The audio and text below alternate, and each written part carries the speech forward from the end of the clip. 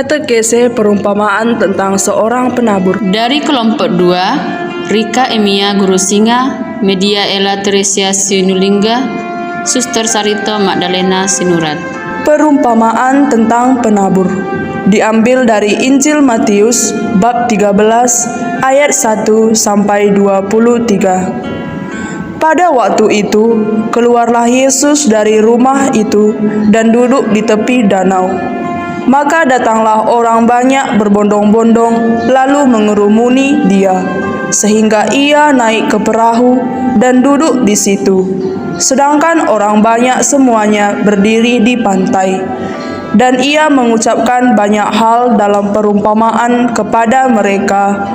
Katanya, Adalah seorang penabur keluar untuk menabur.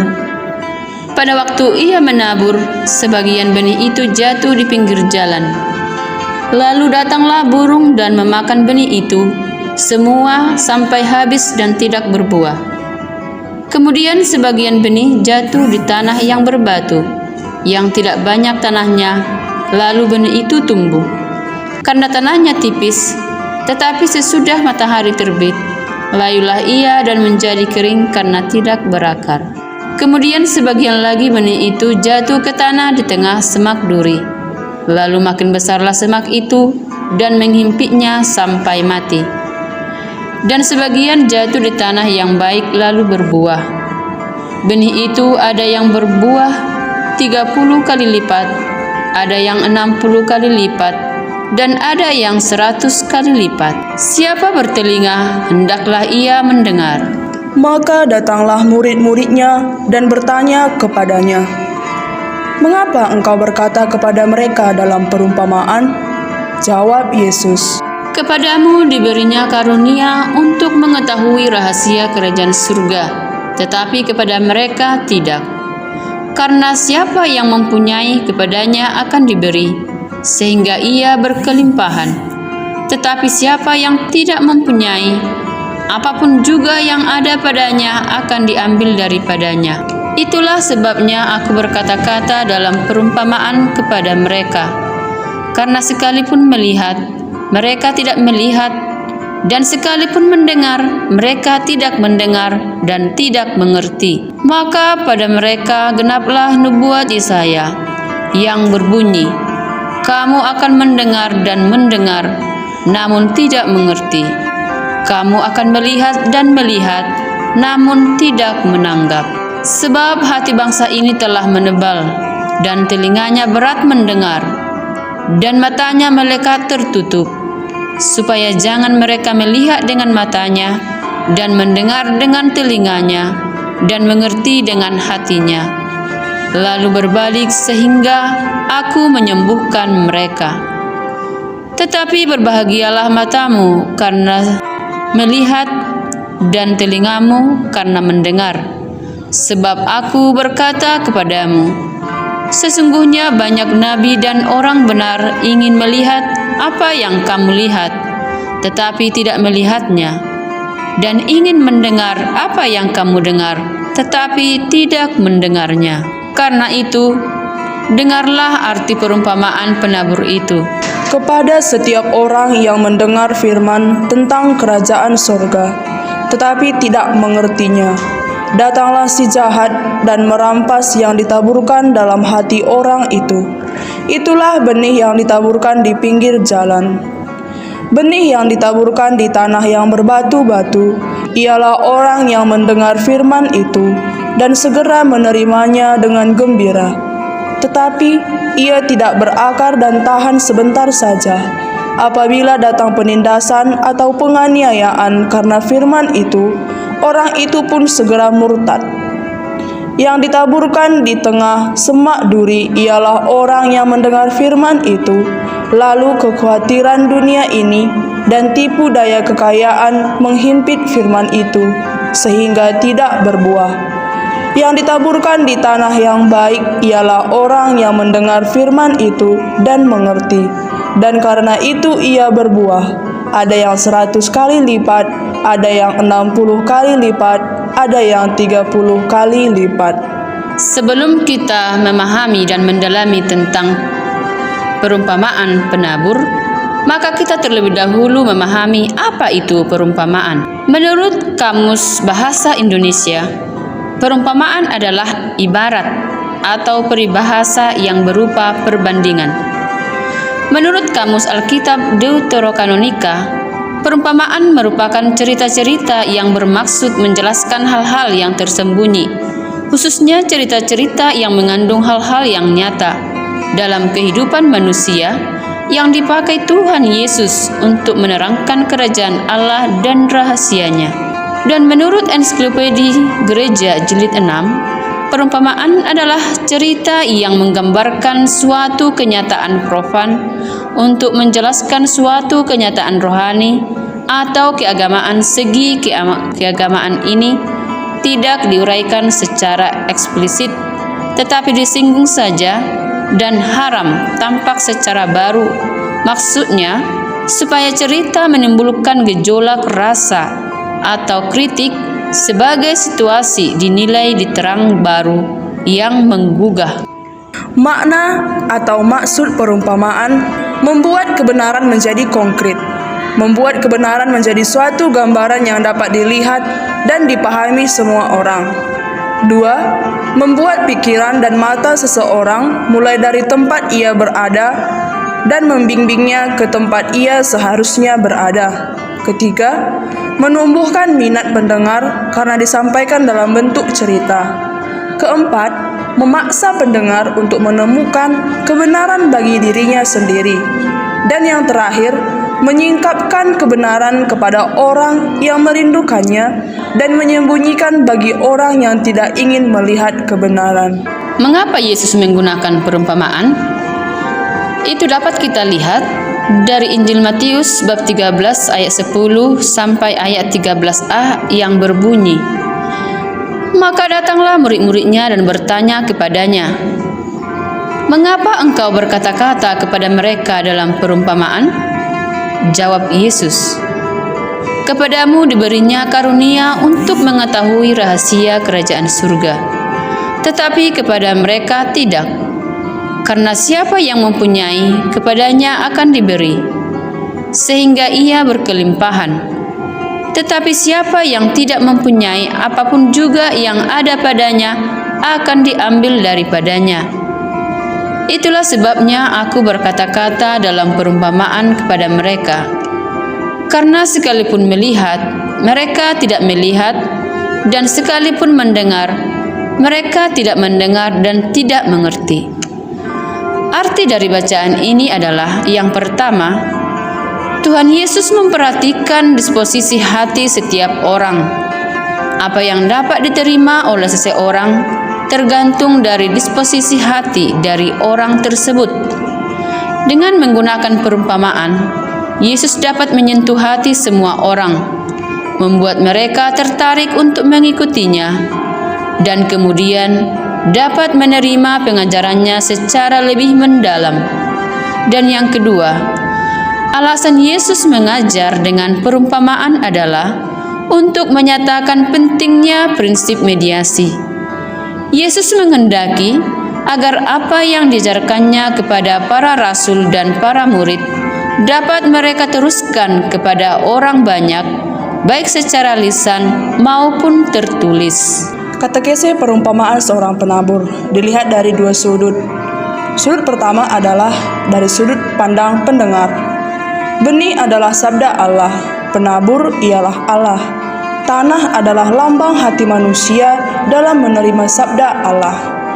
Di Palestina, ladang-ladang dibuat menjadi petak-petak yang panjang dan sempit, dan tanah di antara petak-petak itu merupakan jalan umum untuk dilalui orang, karena tanah itu menjadi agak keras seperti jalan biasa, sebab selalu diinjak oleh banyak orang yang lewat. Inilah yang Yesus maksudkan dengan pinggir jalan.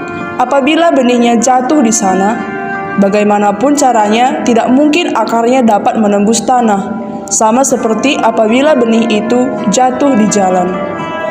Tanah yang berbatu-batu bukanlah tanah yang penuh dengan batu. Tanah yang berbatu sangat umum di Palestina. Suatu lapisan tanah yang tipis sekali menutupi daerah yang terdiri dari batu kapur. Tanahnya mungkin hanya beberapa sentimeter tebalnya di atas batu itu. Di tanah yang seperti itu, benih tentulah dapat bertumbuh dengan cepat, karena tanahnya segera akan menjadi hangat oleh panas matahari. Tetapi tanah itu tidak cukup dalam sehingga ketika akarnya ingin menghisap makanan dan air, yang ditemukan hanyalah batu. Benih yang mulai bertunas itu akan segera mati dan tak mampu lagi menahan panas matahari. Tanah yang bersemak duri amat menyesatkan. Ketika si penabur menaburkan benih, tanahnya tampak cukup bersih. Sungguh mudah untuk membuat sebuah kebun tampak bersih hanya dengan membalikkan tanahnya. Tetapi di dalam tanah itu masih terdapat akar rumput liar dan alang-alang tumbuh dengan kecepatan dan kekuatan yang hanya sedikit benih yang dapat menyainginya. Hasilnya ialah benih yang baik dan akar rumput liar dan alang-alang yang terdapat dalam tanah tumbuh bersama. Namun rumput liar itu demikian kuat sehingga menghimpit sampai mati tunas benih yang mulai tumbuh itu. Tanah yang baik ialah tanah yang dalam, bersih, dan gembur, sehingga akar benih itu dapat menerobosnya, menghisap makanan dan tumbuh dengan bebas. Di tanah yang subur itu, benih dapat menghasilkan tuaian yang melimpah. Yesus sendiri yang menjelaskan tentang perumpamaan ini kepada murid-muridnya. Penabur yang menabur benih adalah orang yang menaburkan firman Tuhan. Benih yang jatuh di tanah adalah firman tentang kerajaan sorga yang masuk ke dalam hati manusia. Setiap jenis tanah melambangkan jenis hati yang berbeda-beda. Di pinggir jalan melambangkan hati orang yang tidak mengerti firman yang dikabarkan, dan datanglah si jahat atau iblis yang merampas firman tersebut dari hatinya, supaya mereka jangan percaya dan diselamatkan. Ada pendengar yang pikirannya tertutup. Ada orang yang pikirannya sama sekali tidak terbuka terhadap perkataan, sama seperti benih yang tak dapat menembus ke dalam tanah yang mengeras karena diinjak-injak oleh orang banyak. Banyak hal yang dapat menutupi pikiran seseorang. Prasangka dapat membuat orang buta terhadap segala yang tidak ingin ia lihat. Keras kepala dapat membangun suatu tembok yang tak mudah dirobohkan. Keras kepala terjadi karena dua hal, yaitu kesombongan yang tidak tahu bahwa ia perlu tahu, dan akibat ketakutan akan kebenaran baru. Namun terkadang kebiasaan seseorang yang kurang baik menutup pikiran mereka karena mereka merasa bahwa hal-hal yang mereka sukai dipersalahkan. Mereka akhirnya menolak untuk mendengarkan atau mengakui kebenaran yang mempersalahkan dirinya, karena tidak ada orang yang lebih buta kecuali mereka yang secara sengaja tidak ingin melihat. Di tanah yang berbatu-batu melambangkan hati orang yang mendengar firman tersebut dan menerimanya. Namun ia tidak tahan pencobaan. Dan apabila datang penindasan atau penganiayaan karena firman itu, orang itu pun segera murtad. Ada pendengar yang pikirannya seperti tanah yang dangkal. Ia adalah orang yang gagal memikirkan sesuatu dan gagal untuk terus memikirkannya. Beberapa orang gemar sekali akan hal yang baru. Mereka menyambutnya dengan cepat dan cepat pula membuangnya lagi. Mereka harus selalu mengikuti mode. Mereka memulai suatu hobi baru atau mulai mendapat suatu keahlian baru dengan semangat. Namun ketika hal itu dirasakan semakin sukar, mereka meninggalkannya atau semangatnya pudar, dan mereka mengesampingkannya. Hidup sebagian orang dikotori oleh hal-hal yang telah mereka mulai, tetapi tidak pernah diselesaikan. Orang dapat bersikap demikian terhadap firman ketika mendengarnya. Mungkin ia melonjak dengan reaksi yang emosional, namun tidak ada orang yang dapat mendasarkan hidupnya pada emosi. Orang juga mempunyai nalar dan merupakan kewajiban moral untuk memiliki iman yang dapat dimengerti oleh akal budi.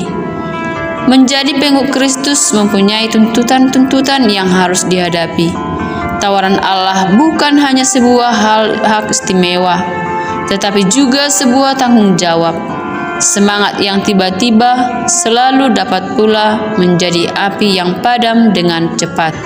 Di tengah semak duri melambangkan hati orang yang mendengar firman tersebut, tetapi terbuai oleh hal-hal duniawi atau kekhawatiran dunia ini, tipu daya kekayaan, kenikmatan hidup. Hal itu menghimpit firman itu sehingga tidak berbuah. Ada pendengar yang mempunyai banyak minat dalam hidupnya, sehingga seringkali hal-hal yang terpenting menjadi terdesak. Ini adalah ciri kehidupan modern, bahwa hidup ini makin padat dan makin seseorang tidak punya cukup waktu untuk berdoa, menjadi terlalu sibuk dengan banyak hal sehingga lupa untuk mempelajari firman Allah. Ia banyak terlibat dalam berbagai kepanitiaan, pekerjaan, dan pelayanan kasih, sehingga ia tidak lagi menyisakan waktu bagi doa, yang olehnya semua kasih dan pelayanan berasal. Pekerjaan dapat mencengkramnya sedemikian rupa, sehingga ia menjadi terlalu lelah untuk memikirkan satu yang lain. Yang berbahaya bukanlah hal-hal yang jelas-jelas buruk. Yang berbahaya adalah hal yang baik, karena kebaikan nomor 2 selalu merupakan musuh paling buruk bagi yang terbaik. Bukan berarti seseorang dengan sengaja menghapuskan doa, Alkitab, dan gereja dari hidupnya. Boleh jadi ia sering memikirkan semuanya itu dan berniat untuk memberi waktu bagi hal-hal itu. Namun dalam hidupnya yang begitu sibuk, ia tidak pernah mendapatkan kesempatan. Kita harus berhati-hati, jangan sampai Kristus terdesak hanya karena hal-hal yang sifatnya remeh dalam hidup ini. Di tanah yang baik melambangkan hati orang yang mendengar firman tersebut dan mengerti atau menyambut firman tersebut dan menyimpannya dalam hal dan mengeluarkan buah. Ada orang seperti tanah yang baik. Ada 4 tahapan dalam penerimaannya akan firman. Sama seperti tanah yang baik, pikirannya terbuka. Ia senantiasa ingin belajar. Ia menyiapkan diri untuk mendengar. Ia tidak terlalu sombong atau terlalu sibuk untuk mendengarkan. Banyak orang yang dapat diselamatkan dan segala kehancuran hati andai saja ia mau berdiam untuk mendengarkan suara seseorang kawan yang bijak atau suara Allah. Ia mengerti, ia telah memikirkan hal itu sungguh-sungguh dan mengetahui apa artinya itu baginya, dan ia siap untuk menerimanya. Ia menerjemahkan apa yang ia dengar itu ke dalam tindakan. Ia menghasilkan buah yang baik dari benih yang baik. Pendengar sejati ialah orang yang mendengarkan, mengerti, dan taat. Dari sudut pandang orang yang menabur benih atau firman Allah, ketika seseorang menaburkan benih firman, ia tidak tahu apa yang sedang ia lakukan atau apakah dampak yang terkandung dalam benih itu. Adalah tugas kita untuk menaburkan benih dan menyerahkan kelanjutannya kepada Allah. Ketika seseorang menaburkan benih, ia tidak mengharapkan hasil yang segera. Dalam pertumbuhan alam, tidak pernah ada ketergesaan. Dibutuhkan waktu yang amat lama sebelum sebiji buah oak menjadi pohon oak. Dan mungkin pula dibutuhkan waktu lama sebelum benih firman bersemi dalam hati seorang manusia. Semoga dengan katekese perumpamaan tentang seorang penabur ini, kita mampu menjadi tanah yang baik. Kita mampu menerjemahkan sabda Allah dalam tindakan kita sehari-hari.